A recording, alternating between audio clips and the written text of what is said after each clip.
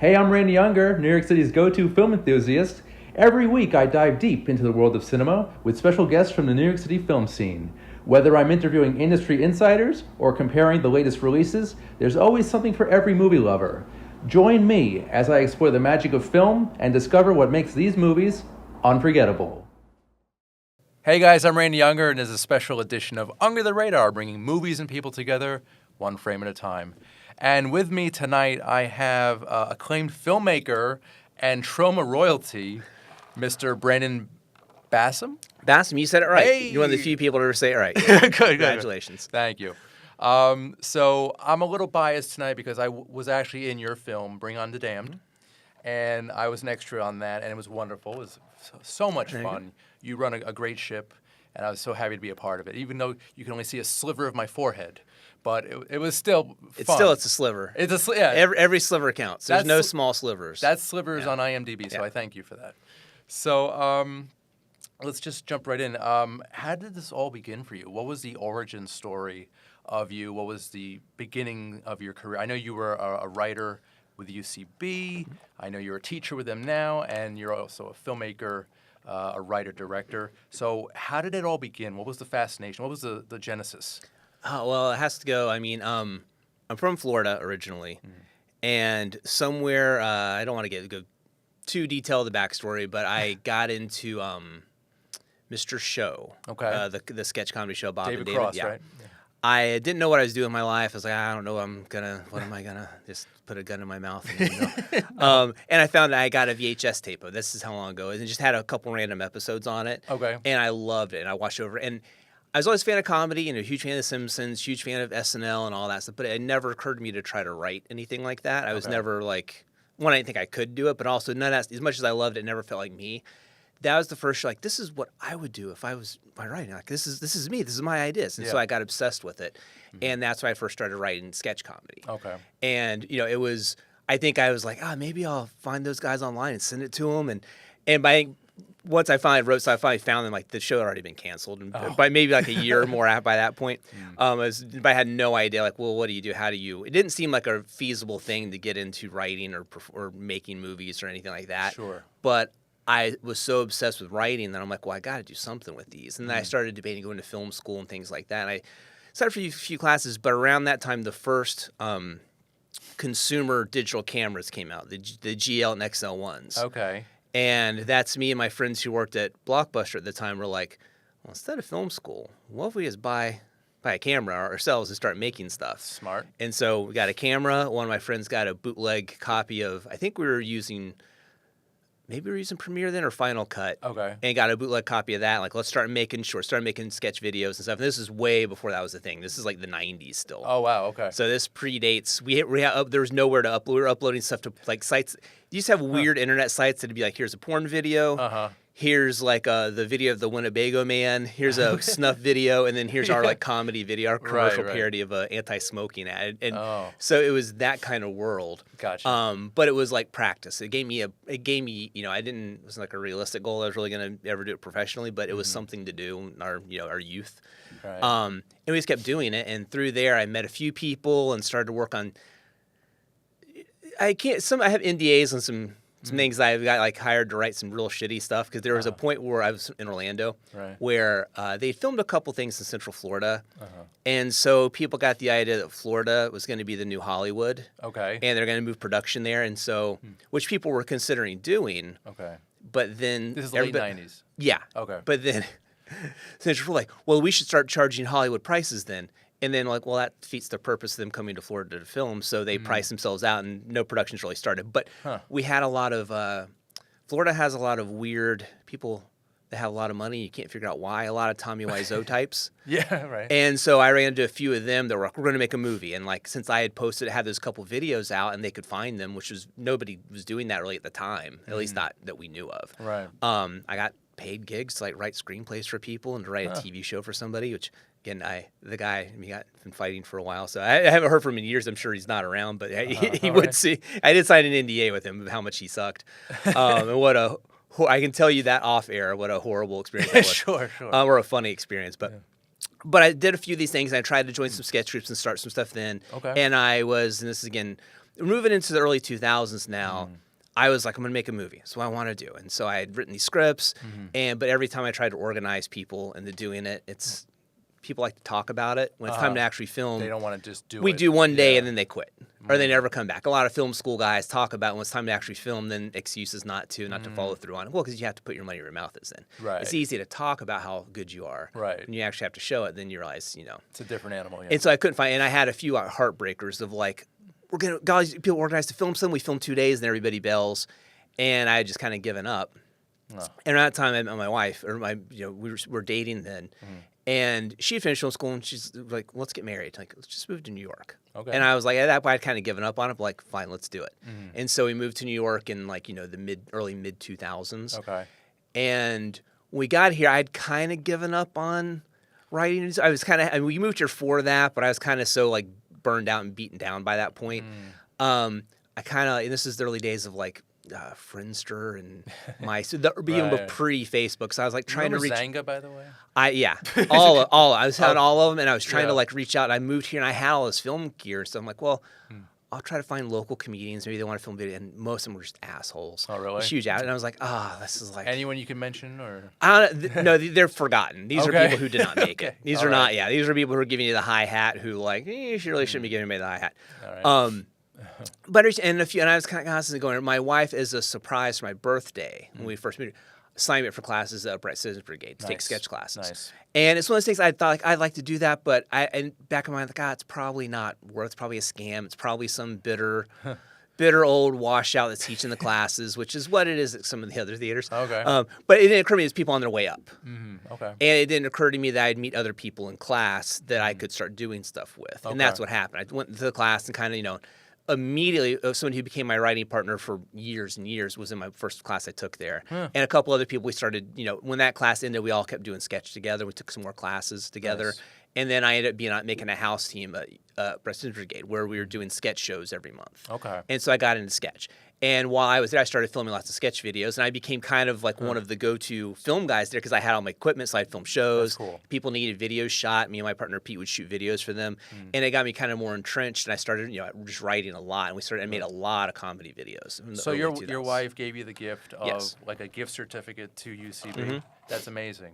And that kind of just opened so many And doors. I probably wouldn't have signed up otherwise. I would have found excuses not to. But I'm like, well, it's a present, and I'll go do this. And and it recharged me because I got to be with people I thought were funny, and I met a lot of good friends and people I still work with today.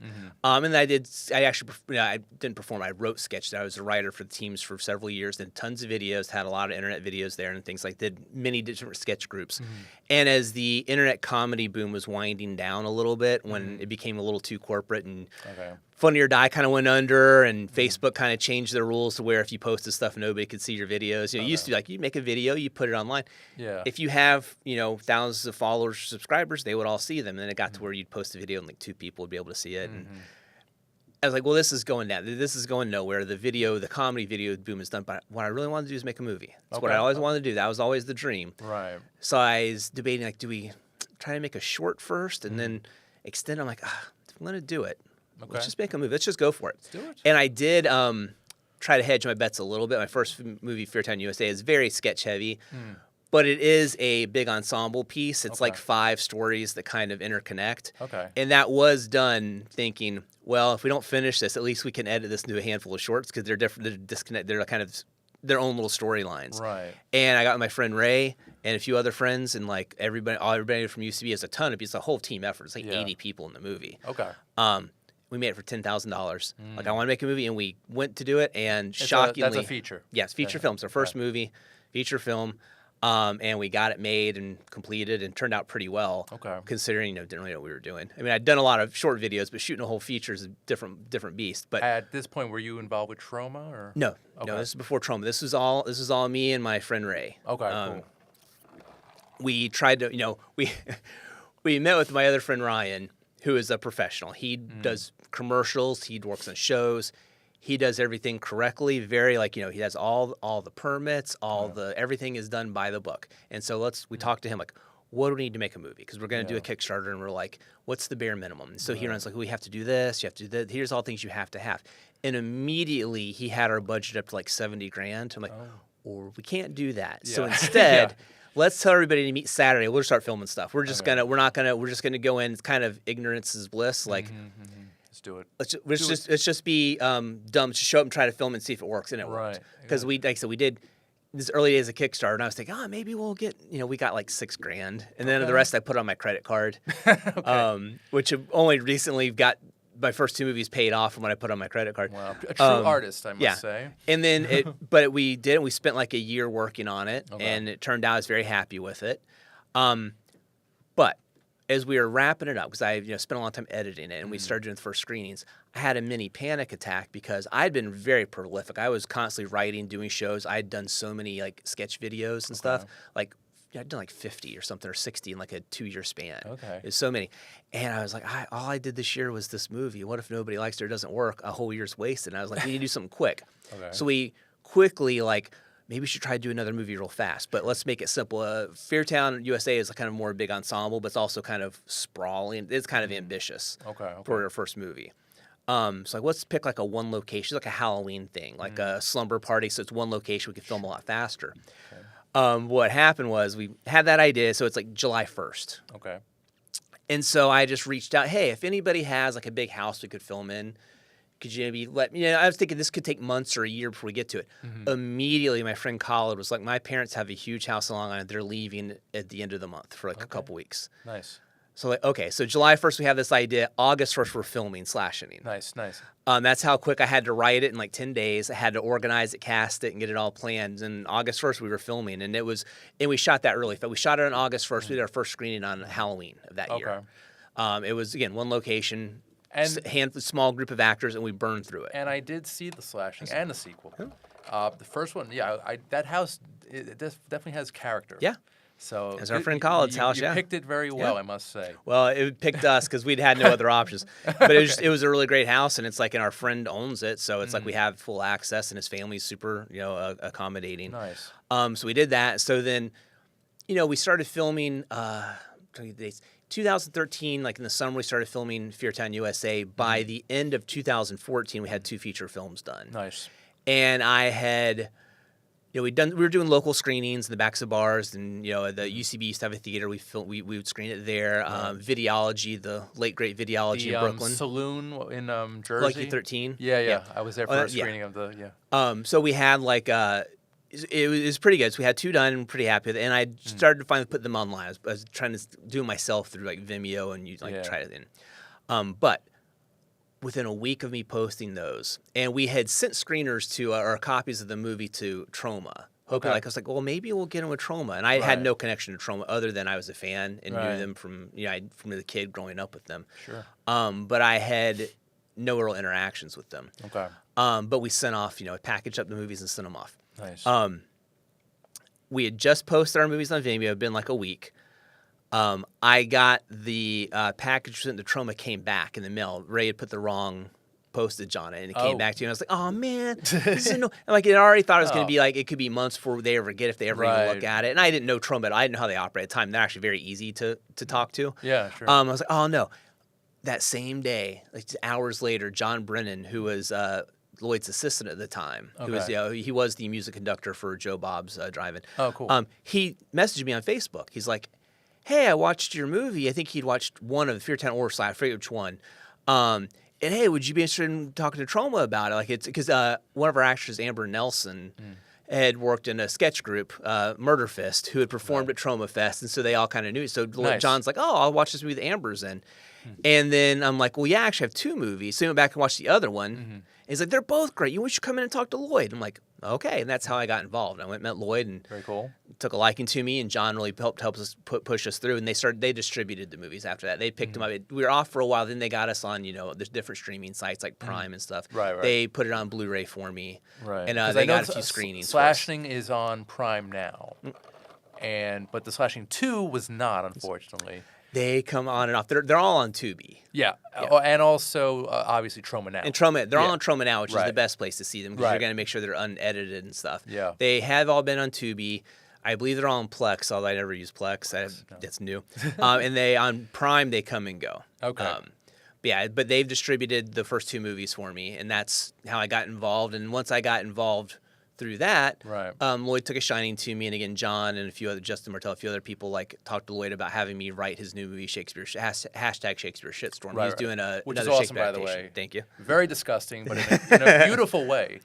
And so I got in to write that, and that was great. I actually got to work with Lloyd, lots of meetings with Lloyd, Right. and that's how I got to know him pretty well.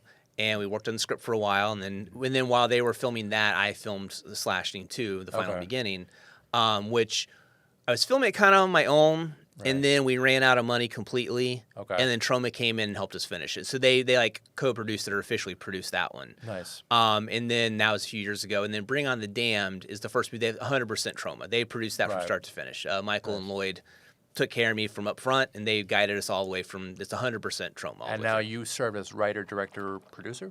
Mm-hmm. Nice. And editor and everything else. Yeah. Color grading, sound mixing. Right, so yeah, right. Yeah. That's crazy. But yeah, back to the Slashing. I love the style of it. It's kind of like a lower budget Halloween, which is awesome. Very low, $6,000. Very low budget. Wow. Yeah. That's awesome. So what inspired you? Like, you have this, obviously, this independent filmmaker mindset. How do you get into that? How do you tap into that artistic view? I have always loved comedy, and I loved movies. Probably movies even before comedy, but comedy was just my kind of path to kind of get more into doing movies. Right. And I felt like comedy and horror, it's more forgiving when you have no money. And what I did have was a lot of funny actors, so I'm like, we should lean into the comedy. Sure. Because the one thing we have top notch. These are people who are going on and doing great comedy work. So right. that's big budget for us. We have big budget talent on no budget money. And just from doing shorts and stuff and we did in the first couple like internet sketch videos we tried to do, I was just writing and somebody else was shooting them and editing them, and they did a bad job. And I was just like, I gotta, my friend Pete, we gotta do this ourselves. If and you so want we started, it done right, Yeah, we started shooting, editing everything ourselves. Cool. And it's like we had. It wasn't even like I was even pretty hands off about it, but it's just like you're just not. People don't finish stuff; they disappear. I'm like, I will. If I'm going to start, I'm going to finish it. No, I hear that. And the more I did that, the more confidence. And also, I learned to like that stuff more. I never used to have like a very visual mind. That's why I was going to be a writer and directing, like coming up with shots and stuff, just didn't seem like a thing that was in my wheelhouse. But then I started doing it more, and I really fell in love with that. Nice. And with each project, I've tried to expand it. That's been the part that interests me more than the writing anymore. Okay. Is Fear Town the first directorial effort? Yeah, well, that's my first feature. I'd done, like I said, comedy videos and stuff. I directed those. Okay. But doing something kind of bigger. I never made like a longer short film or anything. It was just like quick internet videos. Okay, yeah. And I had directed those. Gotcha. And I had directed some live shows too. So I started getting like a little bit more in the habit of it. But that's the first one of, and as far as directing it, the first movie, it's like I learned that I could make a movie. There's nothing very cinematic about it. There's all things now if I watch, I'm like, oh, we could have done so much more. It's just really plant the camera, find a funny angle, and then have them. And it looked a lot like it was sketch background. It looks like sketches you'd see on stage because it's very not a lot of camera moves, things like that. Do you want to like graduate towards bigger budget stuff, or you want to I stay would like in to. indie No, stuff? I would like to. Well, bigger than I have right now. We're like no budget. I mean, Bring on the Damned is $20,000. That's my biggest budget. Okay. I definitely would like more. I would like to stay low budget, like the $500,000 to $2 million, where it's low budget. You can do more adventurous stuff, which I mean is a fortune to me, but by movie standards, that's not that much. Right. But I do not really. I mean, it would probably be a cool experience to try to do one big budget movie. Yeah. But that's not a role I would want to be in because I think you're creatively stifled. True. And you have to deal with too much corporate bullshit. Then, Yeah, it's just that's not. I like making stuff. Right. I don't really. I mean, I would like the paycheck, but being like a professional comedy writer, like on a terrible show, or directing movies that I don't have any interest in, that's not. I like the artistic part of it. Fair. Again, wouldn't turn the money down. Right. But like, if I ever got one of those jobs, it would just be to fund my own stuff after that. I hear you. Yeah. You got to balance it all, really, the art and the money. So, Bring on the Damned. That's the main reason I asked you to come here tonight. Yeah. Again, I was involved with this wonderful film. It's very strange. It's with five segments, horror comedy anthology film. And each segment tells a very unique story, kind of like a creep show, Tales from the Dark Side, the movie type of way. What was it like for you starting the film, and what was it like handling each segment? It was fun. This was a pretty good experience. Some of the the slashings, got stressful, and I would get stressed out on Bring on the Damned, but I was always pretty excited about it. Okay. Because it is 5 segments, each one done in a completely different style. Right. It kept things from ever getting too boring. It was like, okay, we finished this. And it's also each segment, okay, we only need 2 more days, we finish this segment. It feels like you're accomplishing something. You're doing it segment by segment. It's like, all right, we got 1 down. Right. We got 2 down. Just through. And then but it was like a recharge to do something in a completely different style. Okay, this next one's going to be black and white. And we're going to be handheld cameras. It's going to be completely different from the previous one. So that was like exciting. It got us, to be more creative each time. It kept recharging especially those of us that run most of the movie. We were swapping people in and out. Because it's 5 segments, we could do that. We were swapping crew out a lot. Our DPs, we swapped out a few times, just because people have no money. So, like our first DP, Mike Doyle, for our first segment, or Disco Inferno, great guy, super professional. He gave us as much time as he could because he's got to make a living. Sure. And he shot Disco Inferno, which looks amazing, and he did a great job. That one. But yeah, that's when. But then he also this is all I can give you guys. Gotcha. And then he gets to move on, and then we bring in then Nick Brigadier shot our second segment in order of shooting, which is Tiger Babes, which is our last segment. Right. He was able to give us a handful of days to shoot Tiger Babes. He's also a busy man. And then Dylan and Matt, who were actually on production almost all the way through, they swapped out on director of photography duties on the other 3 segments. But it was always something new. It's like, okay, we gotta, we just did a noir thing. Now let's get a bunch of old shitty cameras and shoot a found footage thing. And it just kept things kind of fresh because there is we're doing this for months, and it's like period of however long from the time we started till we were wrapping up. It was good to throw some new things in, and also bringing in new actors. So they come in excited to be there, and that helps. Some of the crew's been there every day, so we're getting a little tired, but they're so excited to be on set, and they're having fun, and like, all right, this kind of recharges out the rest of us a little bit too. That's cool. I think you asked me after the screening what my favorite segment was. Ask everybody that. Yes. I hate to put it. There's no wrong answer. I'm just curious. Yeah. I like pretty much all of them. I think.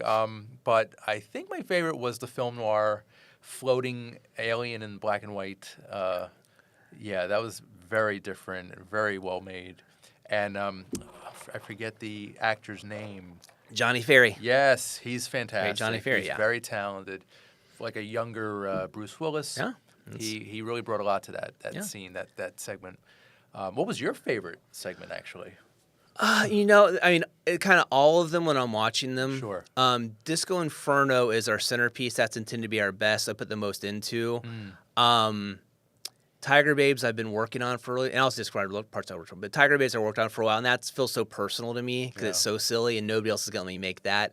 But then also the noir I'm glad you like that one because we know that's going to be the more divisive one. Okay. It's going to be the one that might be a little harder pill for people to swallow. Yeah, that floating alien, I don't know, but I like it. And just, I was a fan. The others are all horror, and it's like, well, it's noir and there's an alien. I can kind of rationalize why it should be in a horror anthology, but so I have a lot of love for that too. But then our first 2 segments were so fun to shoot that I have a lot of good memory. When I'm watching them, I'm like, this is I do love them all. So I will fluctuate, but the noir feels like the middle child that needs more love, or So that one kind of goes. But the Tiger Babes is. I think the more divisive one was the other black and white one with the it's like a love triangle in the our woods. French New Wave, our Jules and Jim. Yeah, that was homage. out there. It's pretty cool. Yeah. But honestly, I think I could see each segment into its own feature. If you could just stretch out each one, they were mostly intended. These were scripts I'd had that I'm like, I'm never going to get to do these. Why don't I put them all, cut them out down to shorts and just put them all into one anthology. That way I get to do these ideas that I've always been kicking around in my head. Nice. Was the Twilight Zone at all an influence on this? Twilight Zone, not really. Oddly enough, that was never really the one that really crossed into, and I love Twilight Zone, but just not for this one. It never really crossed into it. Okay. It was more of, even the anthologies weren't, other than like Creep Show, anthologies in general weren't necessarily the inspiration. It was actually the individual genre movies were the inspiration. Gotcha. Okay. And I just found a way to justify them. And we use Creep Show, though, because I think it's the best of the anthologies as far as, it doesn't do anything wrong, because me and my friend Minky watch so many anthologies, and so many of them are just unwatchable. Okay. Or it's like one okay segment, then the rest are terrible. Right. It's really spotty. And or the connective tissue is more detracts more than it helps. It's like it's just kind of. I'd rather just watch the shorts. Or why are you or trying to force things in and trying to force them to fit some sort of unified thing, and it always like drags on. I'm like, no, ours are all segments are going to be the best they can be as individual segments. Right. We will find a way, and it's not intrusive to tie them all together eventually. Because we didn't have a connective tissue to start with. They're all self-contained, their own little worlds, and it works. It works really well. Now I wanted to switch gears a bit, but who are some of your filmmaker influences? I'm curious. Oh, there's a Lenny Bruce thing where he's like, what are your influences? Like literally everything I've ever seen or done in my life. It's one way or the other. So, I mean, I could go on for my favorite directors, although I guess the influence is harder to see with like Stanley Kubrick and Alfred Hitchcock. Sure. Clearly the influences there, like where that's not in your movies at all. But then the bigger influences are Russ Meyer and Samuel Fuller. Okay. Those are two of my other favorites. And that's a lot more Sam Fuller with the kind of pulpy, kind of down and dirty, lower budget movies, and then Russ Meyer for the insanity and just the the wonderfully bad taste.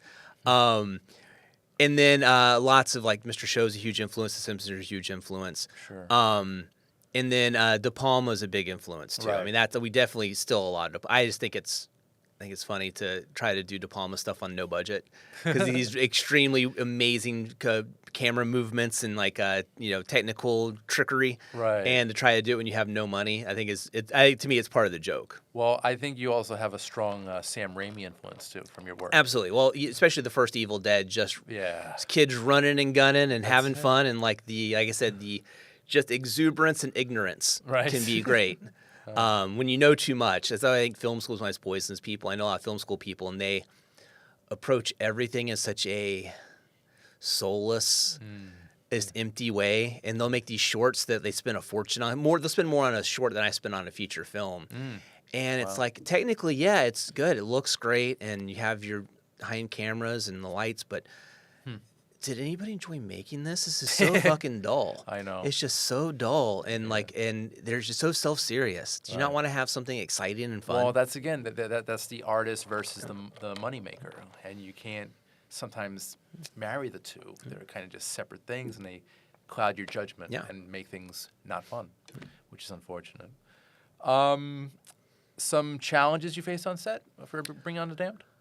I mean, lack of money because you have to shoot things. I mean, It's a good one. it's not. Well, it's the big thing is it's money buys you time, and time is the issue of like, we can't film till everybody gets off work and gets over here. We got to coordinate. Everybody's got to have the same day off. I think I filmed on 2 Saturdays with you, so and it's got to give everybody advance notice, and then we have we got to be out of here at 5. That's a hard out. They've got to open this wherever we're shooting has to open for business. So there is a lot of kind of rushing. Although I never felt like we didn't get what we needed on any days.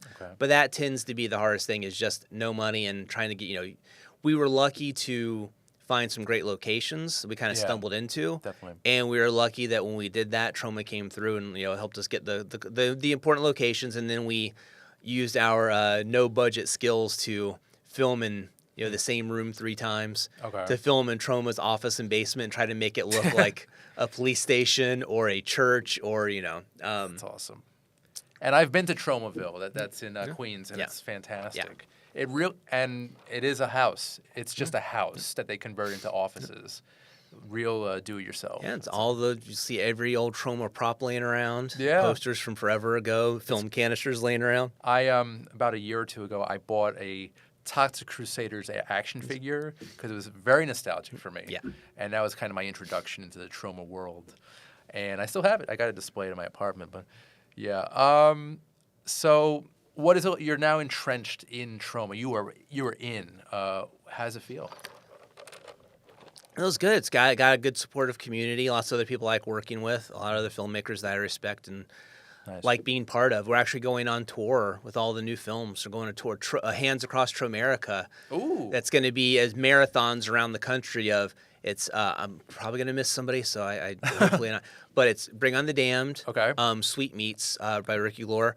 Curse of the Were-Deer, Ben Johnson, Jimmy Adamson's movie. Rise of the Super Tromettes by Mercedes the Muse. Okay. Kill Dolly. Okay. And these can all be accessed on Troma now. Most of these are on Troma now. Bring on the Damned Sweetmeats and Where Dear Is He? These are all very brand new. Okay. And then hashtag Shakespeare's Shitstorm. Hashtag Shakespeare's Shitstorm is on Troma now. Kill Dolly, I think, is on Troma now or is about to be soon. All the other movies, I think, are too new to be on there yet. These are all like just finished movies. Now, is this tour connected with Troma Dance in any way? Or? No. Okay. This is its own thing. It starts, I believe, there's a bunch of dates, so check on Troma's website and check us on social media. And new ones are being added. But it's a lot of dates across Ohio, Florida, Tennessee, I know we're going to. You're going to be at all these? Or I will not. I can't make all of them, but we're trying to have at least some representatives at each one. Cool. I know Ricky's at, I think, most of the ones to promote Sweetmeats. Okay. I'm going to be in Winter Park, Florida for that screening. Okay. And I will be we're like a bunch of Ohio screenings. I'm going to be at the Sorga Opera House in Ohio. I forget the exact date that I'm there. Whichever one's at the Sorga Opera House, because there's several Ohio dates. Okay. But yeah, it'll be marathon all day of all these different new Troma movies. Cool. That Andrew set up, Lloyd's assistant. Cool. When does it start? Starts March. I think March 22nd is the first day. I could be wrong. This is all still being finalized. That's literally around the corner. It is. I forgot how close that is until I heard something. Wait, this is March now. Does it start in Winter Park? No, I forget where it starts exactly. But it is going to be. I said that's what we have listed so far. There might be more coming. I know San Antonio is one of the dates. It's a lot. This is big. Anything in New York? Well, nothing in New York because we do screenings in New York, so this is more for the places we normally don't get out to. Fair. New York screenings, not New York, but New Jersey, Bring on the Damned on April 5th. We'll be at Kevin Smith's Smod Castle for a screening of Bring on the Damned. We don't have, I believe we might be at the Museum of the Moving Image with Feartown for the 10th year anniversary in May, I think. Not official yet. Okay. Let me know about that one. Yeah. And then all the other features will be check us out because they'll be doing screenings around. And there'll be some New York screenings for the other movies too. That's all new stuff. There's nothing is locked in yet. But it's a lot of new Troma stuff. Yeah, it's a lot. Very exciting. Yeah. These developments that keep coming. All right, a couple questions left. Anyone you want to work with, like a dream cast or a dream filmmaker you want to collaborate with? I don't. That's tough. I am lightly trying to stalk Devon Sawa to be in my next thing. So that I guess maybe that. He was in the Final Destination. Yeah, Final Destination movies. He was in Idle Hands. Yeah. Right. He's in the new movie Hard Eyes. He's in he's in one of the seasons of Chucky. Nice. Yeah, he's good. So yeah, I'm starting to borderline stalk him, but probably not going to happen. But as far as the dream, I don't. Yeah, because I think whenever I do, I'm trying to pitch different places to get bigger budgets. Okay. But I always kind of have my own my team first. The people who want Dance Alone Sue Brung. Yeah, I'm always thinking more in terms of casting my people I already know than other people I want to work with. Okay. That aren't part of my current circle. The people who are there. If you don't know and trust your crew and your actors, then you have nothing. It'll just. And as far as filmmakers, I think I just kind of like doing my own stuff. Fair. Because it is like, wouldn't you like to work with are they going to have input in the stuff? Because I don't really, because it's your baby. You're very protective. Well, I was more collaborative early on. I'm getting less and less so. And I don't need to do it to be a dick. It's just, I moved on to directing my own stuff, and now I'm editing my own stuff. Right. And it's just about, I just kind of like doing all that myself. Right. And it's less, I don't mind input from other people, but I've gotten to where I fell in love with editing. Right. It was super hard to learn to do it. Okay. I didn't have a natural knack for it, I don't think. But now I'm like, I can't wait to film something else so I can edit the next thing. I learned new tricks. I'm like, I want to try some new stuff out. I like the potential of the editing now. Now that leads to my next question. So you write, you direct, you edit, you do everything. Is there a particular hat that you enjoy wearing the most? Probably directing. Yeah. Writing, I've just done so much, and whether if I'm a good writer or bad writer, I'm confident. People are your writing's terrible. Like, well, I'm happy with it. I'm confident with it. I've done it so much. Whatever level I'm at, I don't feel it's a challenge, and I don't get scared about my writing. Okay. Directing scares me in a way that's good. I feel like I want to keep trying new things. I feel like I've done everything I want to do as a writer. Right. Not success-wise, but as far as creatively. Right. But there's lots of stuff I want to find as a director. I've gotten more confidence with each thing we've done. Right. And now I'm just chomping at the bit for the next project. Things I'm going to do as a director. And then editing I just liked a lot because while editing Bring on the Damned, there's just stuff I couldn't have I couldn't have gotten from somebody else because I can't have somebody else edit and just like give them a million notes. Right. Or just do it yourself. Yeah. Well, it's not. It's just like there were scenes where I just like vibed.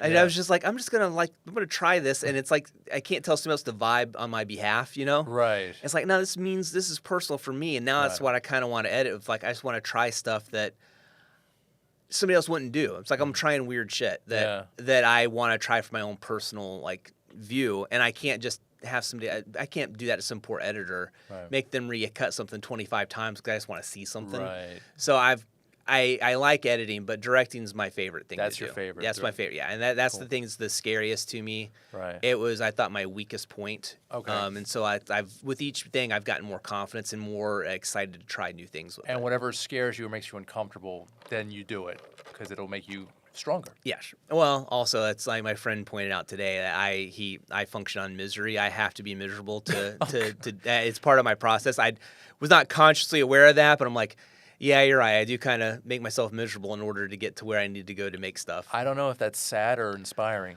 It is what it is. Okay. I think there's something to that. While we were I think being too happy I stress a lot until we get to set. Okay. I'm a miserable wreck the days leading up to the shoot. Sure. I don't sleep at night. Once we get to set, though, I feel like I'm where I need to be. Like I'm not stressed because I'm doing what I need to do. There's that I think it's in Full Metal Jacket where they explain Animal Mother is the finest man you'll ever see under fire. He just needs somebody to throw grenades at him every day, and he'll be who he needs. He'll be at his peak performance. Okay. And I feel like I need to be in the middle of a film set, Right. where there's a million things for me to be at my peak performance. That's where I'm fully myself. I'm not in my head anymore. You're in the shit. I'm solving problems. Yeah, I'm like thinking 3 moves ahead. I'm 10 people are asking me stuff, and like that's when I'm doing what I'm meant to do. Gotcha.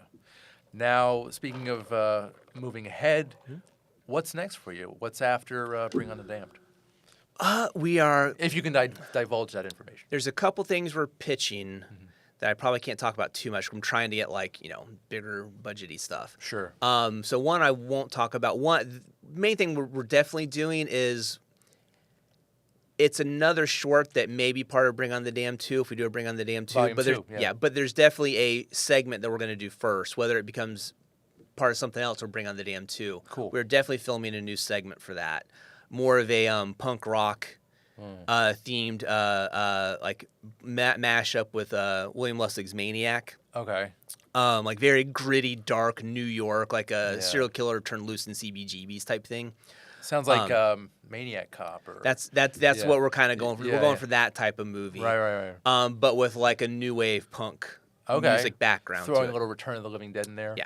Cool. So that's something we're definitely making. And then I'm working now on a kind of Lovecraftian thing we might film late summer. That is a feature. Okay. Which I can't go into too many details on, but that's probably the next full feature that I know that I'm going to probably shoot come hell or high water. We're trying to find funding for it and like a legitimate budget, but if we get a budget, we'll do it. If we don't, well, we're going to go out there with no money and we'll make it up. We'll figure out a way to do it for cheap. But Fair enough. Yeah, do what you can. Yeah. So Bring on the Damned. I know you're doing the festival circuit right now. It's touring everywhere. You're screening it everywhere. How can people see it right now? There's no way to see it right now. Okay. You can come April 5th to the Smod Castle. You can check the Hands Across America tour dates. There's several of them. A lot of Ohio, Winter Park, Florida, Texas, places like that. And then there's festivals waiting to hear back from. After the Smod Castle screen, we'll probably set up more screenings in New York. Nice. But nothing is locked in yet. We're going to see how that goes, and then follow us on social media, and you'll see more screenings coming up. We probably won't be on a streamer until end of the year, at least, because we do want to do we want to do a theater tour. Nice. We still have to play the big. Got to play L.A. or what exists. What's left of L.A. We want to go out there and Yeah. Call me Snake. Yeah.